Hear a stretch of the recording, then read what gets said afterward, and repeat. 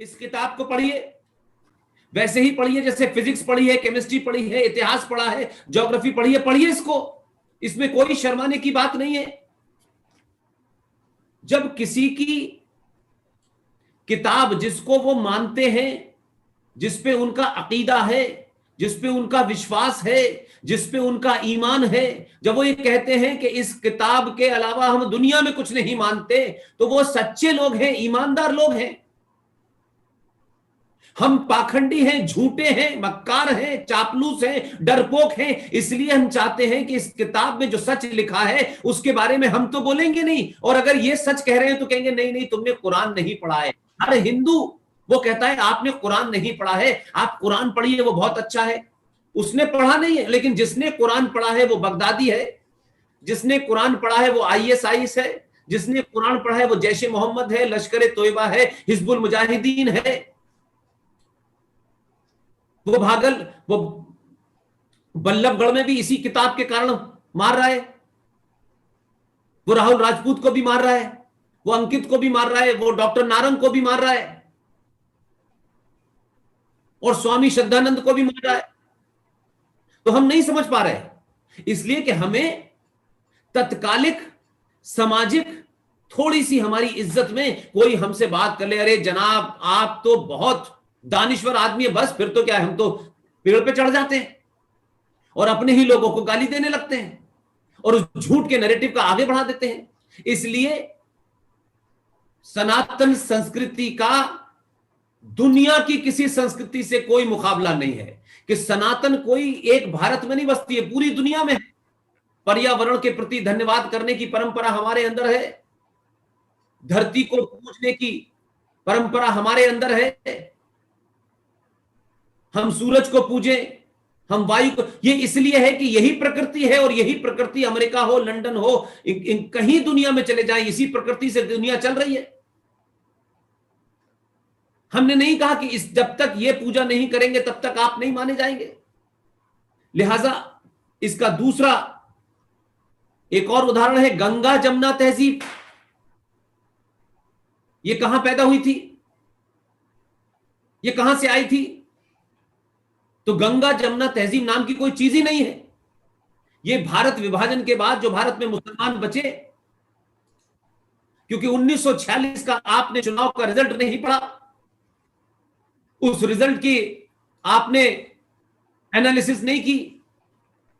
अगर उसकी एनालिसिस आप कर लेते तो आपको पता चलता कि पाकिस्तान बन गया, ये समझ में आता था कि पाकिस्तान मांगा बन गया। वो ईमानदार लोग थे,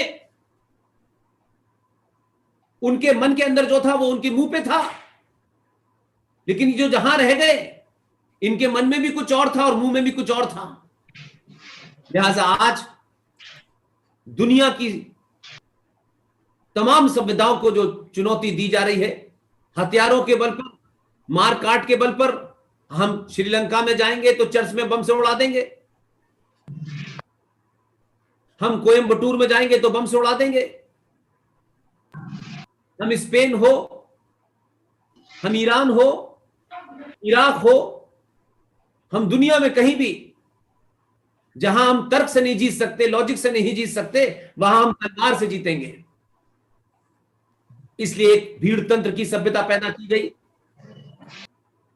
दुनिया में 57 देश हैं, किसी भी देश में RSS का और विश्व हिंदू परिषद का कोई ब्रांच नहीं है, वहां कोई इनकी ब्रांच नहीं है, न हम जैसे पागल लोग वहां मौजूद हैं। लेकिन कौन किसको 57 देशों में मार रहा है, कौन किसको काट रहा है, क्यों काट रहा है?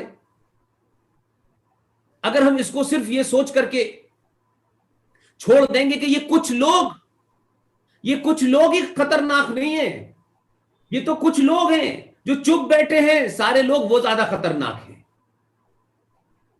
लेकिन कुछ लोग कह करके हम उस समस्या से लड़ना नहीं चाहते।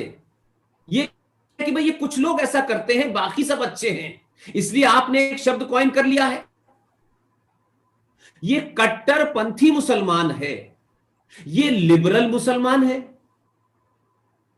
तो भाई ये जो कट्टरपंथी 5% हैं, तो ये 95% लिबरल क्या कर रहे हैं?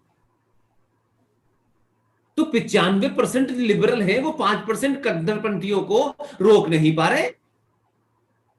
तो हाल के दिनों में 2014 के बाद से आपको पता चल गया होगा कि जो लिबरल थे वो कितने भयानक लिबरल थे, वो भी मैदान में आ गए। ये मुफ्ती, ये हाजी, ये कारी, ये सब आ गए मैदान में। तो आप बीमारी को बीमारी कहें, किसको अच्छी लगेगी किसको नहीं लगेगी इसकी चिंता छोड़ दें। इसलिए मैं मानता हूं कि छोटी छोटी चीजों को करेक्ट कर ले, आने वाली जनरेशन ठीक हो जाएगी। मेरी दूसरी बात कहने की यह थी कि क्या हमने कहीं इस पे डिबेट सुनी है सतीश भाई, स्टेट क्या है और नेशन क्या है?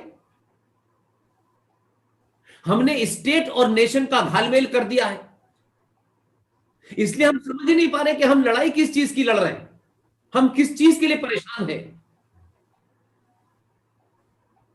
इसलिए हमारा ऐसा लगता है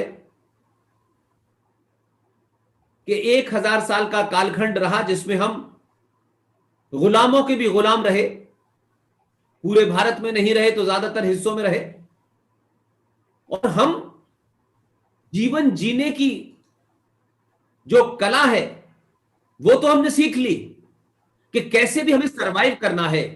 कोई हमारी चोटी काट दे कोई दिक्कत नहीं, कोई मंदिर तोड़ दे कोई दिक्कत नहीं,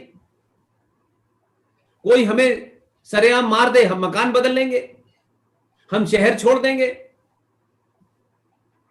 तो हमने एक रास्ता निकाला कि हाउ टू सरवाइव बस, और सरवाइव करते करते करते करते आज हम वहां आ गए हैं कि ना आपका मंदिर सुरक्षित है, ना आपका घर सुरक्षित है, ना आपके बच्चे सुरक्षित हैं, ना आपकी शिक्षा सुरक्षित है, ना आपके संस्कार सुरक्षित हैं। क्योंकि हम आदर्शवादी लोग हैं, हजारों साल के आदर्श के कारण हमारे अंदर एक ऐसा आदर्श हो गया है कि हम हर बात को आदर्शवाद से लड़ना चाहते हैं। लेकिन मैं मानता हूं कि जब तक समाज आदर्शवादी नहीं होगा तब तक आदर्श स्थापित नहीं हो सकते। इस देश की सत्ता व्यवस्था आदर्श नहीं है, ये कानून बने हुए हैं, लेकिन ये कानून आपको आपके आदर्शों के हिसाब से नहीं है। ये कानून, इस देश की व्यवस्था जो ताकतवर है, जो दंगाई है, जो मर्डरर है, जो लुटेरा है, उसके सामने नतमस्तक हो जाती है। और हमने 70 सालों में ऐसा रूप देखा जिसके कारण एक सामान्य नागरिक, अपना जीवन जीने वाला, ईमानदारी के साथ जीने वाला, अपनी संस्कृति के साथ जीने वाला, दूसरों के प्रति आदर रखने वाला समाज धीरे धीरे समाप्त होता जा रहा है।